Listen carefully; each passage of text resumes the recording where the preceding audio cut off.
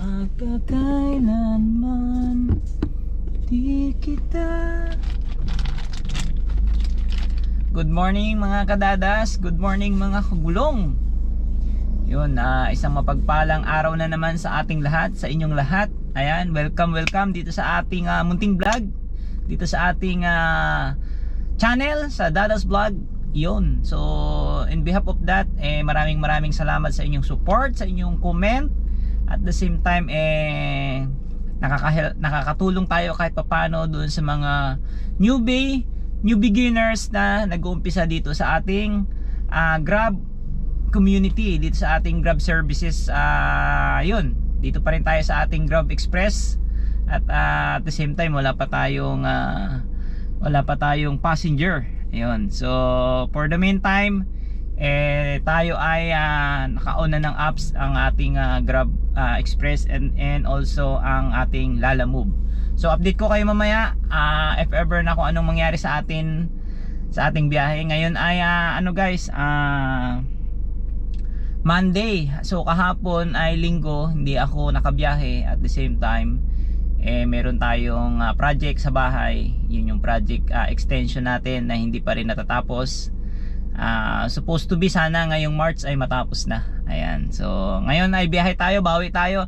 At mag-straight ako ngayon. At time check ay alas 10:40 na ng umaga. So mag-straight ako ngayon kasi bukas coding itong sasakyan. Hanggang mga 3 or 4 AM ako mamaya. Ayan, habaan natin yung ating duty ngayon sa Grab Express at sa Grab Airport kasi magbabawi tayo. So yun, balikan ko kayo mamaya after na kung anong mangyari sa atin. At sana makarami tayo ngayon. Alright, God bless.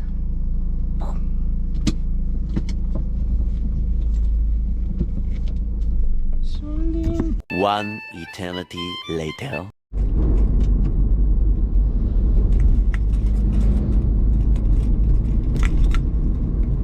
Hello mga kadadas. Ayan, good morning na.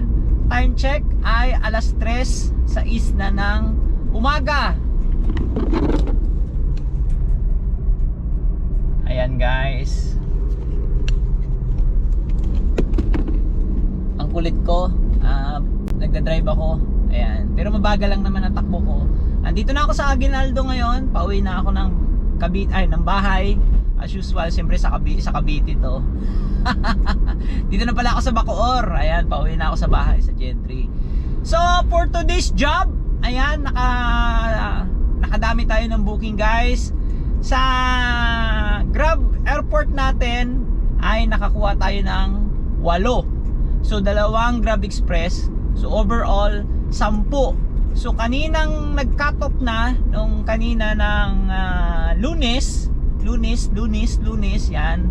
So 7 yung natapos ko. Tapos tong pagpasok ng alas 12 hanggang alas 2 nakakuha tayo ng 3. So overall 10 ang bookings natin sa Grab Express. Grab Airport, ayan. So sa Grab Express 2, sa Grab Airport ay 8. Yan. So thank God. Tapos nakasundo tayo guys ng isang Lalamove. Ang price na to ay 380 pesos. Ito siya. So yun, overall magandang kinita natin. At the same time, hindi na natin ipakita ang total of revenue natin for the sake of safety na rin ng ating mga kagulong. Ayan. At syempre, for the sake of safety ng ating mga kagulong, hindi na natin ipapakita yung total of revenue natin. Yun, yung Lalamove lang pinakita natin, yun yung isang booking na 380 pesos. Pero yung Grab Express, yung Grab Airport, huwag na natin kasi for the safety na rin. Kasi marami ng trahedya na may trahedya na nangyari na may counterpart na nagkaroon ng holdapan. Ayan. So safe tayo at wag tayo magpo-post sa social media natin ng mga income natin, no? So yung iba hindi natin ma-insist, hindi natin mabubuwalan, pero hangga't maaari, ayan, i-mindset natin, i-professional natin yung ating trabaho, no? Wag natin ibigyan ng idea yung mga kaibigan natin na gumawa ng hindi ikakaganda ng community natin, lalo na sa Grab, sa Joyride. Ayan, so hanggat maaari mga kagulong, iwasan nating mag-post, lalo ngayon sa social media, no? Kahit anong platform yan, Facebook, Instagram, TikTok, di ba? Marami, YouTube, yan. So ayun, ako, isang aral na rin sa akin yun, na dapat hindi natin pinapakita yung ating total of earnings, total of income dito sa ating platform, di ba? So ayan, tuloy nagkakaroon sila ng idea na sa bagay, although kahit di naman natin ipakita sa social media yung mga ganong proseso, yung ganong income, may gagawa talaga ng ganong ng ganong sistema, 'di ba? Yung hindi lumalaban ng patas. Kahit even noon pa sa mga taxi, 'di ba? So, ito for the second awareness lang natin 'to sa ating sa ating platform, no. Hangga't maaari, wag na tayong magpapakita ng mga earnings natin sa social media, lalo na sa mga account natin sa Facebook, 'di ba? So, ayun, for the better safe ay mag-iingat tayong lahat, 'di ba? At palagi tayong magdadasal, 'di ba? Sa ating biyahe, sa ating mga pick up, makiramdam tayo, do. So may mga nagli-lecture diyan ng mga kagulong natin na yung mga veterano na, pakinggan natin 'yun. Wala namang masama kung papakinggan natin, kung i-apply natin, 'di ba? Kasi isa lang yung buhay natin, guys. Isa lang 'to, hindi na pwedeng maulit 'to, 'di ba? So swerte tayo kapag hindi tayo napuruhan, pero 'di ba? Alam mo naman ang panahon ngayon. So 'yun.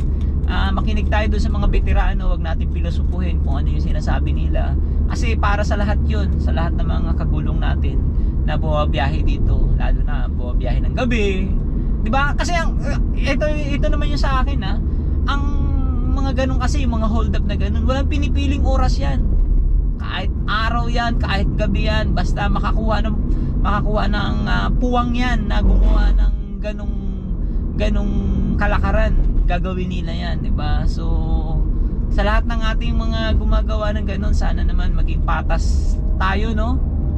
Although may mga instances na nahirapan tayong humanap ng trabaho, may kailangang gastusin sa pamilya, pero hangga't maaari, 'di ba, dapat wag tayo makapirwisyo ng kapwa natin. Kasi kami dito sa Grab, lahat kami talagang, 'di ba, naghahanap buhay ng maayos para sa pamilya at lumalaban ng patas. So ganun, bagay, hindi natin masisisi yung gumagawa ng ganun kasi hindi rin natin alam yung side story nila, 'di ba? So maraming maraming usapin, maraming pinanghugutan na kung ano pa man, 'di ba? So yun lang. Sa lahat pala nagtatanong, guys, kung open pa ba si Grab Express, ito pa ulit-ulit kong sinasabi, no? Ito sa akin, wala pa namang hindi ako paano ba sabihin? Hindi ako affiliate ni Grab or ni Joyride, no? Lalo na sa Grab, kasi Grab Express ako. Hindi ako affiliate nila or hindi ako kung ano pa man, no? Wala akong connected sa Grab. Pero palagi kong sinasabi, guys, yung Grab Express ngayon ay close pa. Pero for the better information sa mga concern ninyo, mas maganda bumisita kayo sa Grab Hub Marikina or any Grab Hub na malapit sa inyong lugar, 'di ba? Meron dito sa sa may Greenfield, dito sa may Shaw Boulevard, mayroong Grab diyan. So pwede kayo magtanong diyan sa mga nagtatanong kung open pa ba si Grab Express. Ay sila po ang makakasagot na yan. Si Grab.ph, Grab Philippines, beka naman, di ba? Yung PE ko at yung PE namin, Last Caravan, anong na, baka abutin pa ng 200 years yan, hindi lang 100 years, di ba? So ayan, sana wag kayo magsawa sa aking munting vlog, sa lahat ng upload ko. Halos ganito lang yung scenario. Ayan, so dadating tayo sa punto na bibili tayo ng dashcam at doon tayo makakapag-record ng ating mga vlog sa ating mga passenger, diba? So dadating tayo dyan. So for the meantime, pagtsagaan nyo muna tong ganitong style ng pagbablog ko. So yun lang mga kagulong, salamat sa inyong support. Maraming salamat, mag-iingat ang lahat. At sa lahat ng mga kabiyahero dyan, mga kagulong natin, sa lahat ng uri ng platform ng TNC or TNBS, no? Mapa-Grab yan, mapa-Joyride or any kind of TNC, mag-iingat po tayong lahat, no? Always pray. At yan ang pinakamabisang panlaban natin sa lahat ng proseso ng sakuna na pwedeng mangyari. So good night and God bless. Bye-bye.